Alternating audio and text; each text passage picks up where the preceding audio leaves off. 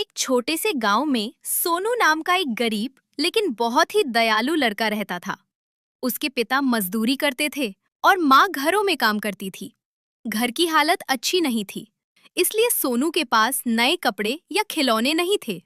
फिर भी वो हमेशा खुश रहता था और दूसरों की मदद करने के लिए तैयार रहता था।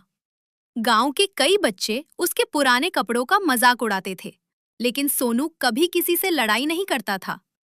उसका सपना था कि एक दिन वो ऐसा काम करे जिससे पूरा गांव उस पर गर्व करे। हर सुबह सोनू अपनी पुरानी साइकिल से स्कूल जाता था। रास्ते में वो घायल पक्षियों को पानी पिलाता, बूढ़े लोगों का सामान उठाकर उनके घर तक पहुंचाता और छोटे बच्चों को सड़क पार करवाता। उसकी माँ हमेशा उससे कहती थी कि अच्छा इंसान बनने से बड़ी कोई दौलत नहीं होती। सोनू अपनी माँ की हर बात दिल से मानता था।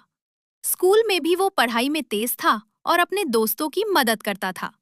लेकिन कुछ बच्चे फिर भी उसे गरीब कहकर चिढ़ाते थे। एक दिन स्कूल से घर लौटते समय मौसम अचानक खराब हो गया। आसमान में काले बादल छा गए, तेज हवा चलने लगी और कुछ ही देर में बारिश शुरू हो गई। सड़क सुनसान हो चुकी थी। तभी सोनू को जंगल की तरफ से किसी बच्चे के रोने की आवाज सुनाई दी। पहले तो वो डर गया, लेकिन फिर उसने हिम्मत जुटाई और आवाज की तरफ बढ़ने लगा।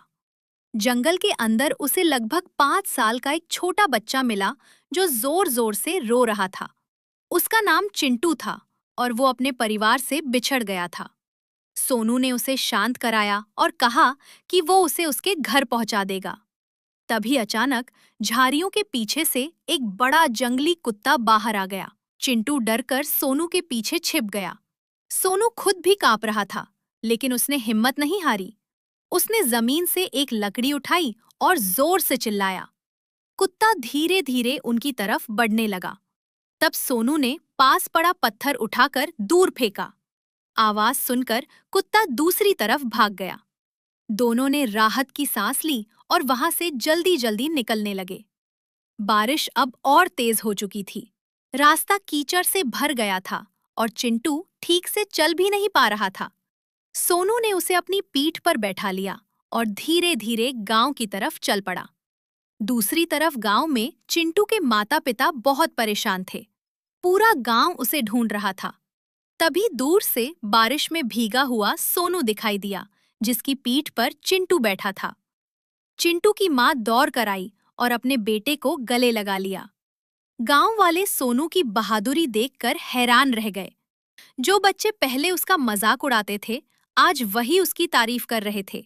लेकिन असली परीक्षा अभी बाकी थी। अगले दिन लगातार बारिश के कारण गांव के पास वाली नदी का पानी बहुत बढ़ गया। गांव में बाढ़ आने का खतरा पैदा हो गया। तभी लोगों ने देखा कि नदी के किनारे एक छोटी लड़की फंसी हुई है। पानी का बहाव इतना तेज था कि कोई भी उसे बचाने की हिम्मत नहीं कर पा रहा था। लड़की डर के मारे रो रही थी। सोनू ये सब देख नहीं पाया। उसने तुरंत एक लंबी रस्सी उठाई और नदी की तरफ दौड़ पड़ा।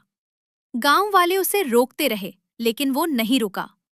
सोनू धीरे धीरे पानी के अंदर बढ़ने लगा। तेज बहाव के कारण उसका संतुलन बिगड़ रहा था, लेकिन उसने हिम्मत नहीं छोड़ी। वो लड़की के पास पहुंचा और उसे रस्सी पकड़ने को कहा। लड़की ने डरते हुए रस्सी पकड़ ली। गांव वालों ने दोनों को धीरे धीरे बाहर खींचना शुरू किया। कुछ देर बाद सोनू और लड़की सुरक्षित बाहर आ गए। पूरा गांव खुशी से तालियां बजाने लगा। गांव के मुखिया ने सबके सामने कहा कि सोनू इस गांव का असली हीरो है। कुछ दिनों बाद स्कूल में एक बड़ा कार्यक्रम रखा गया।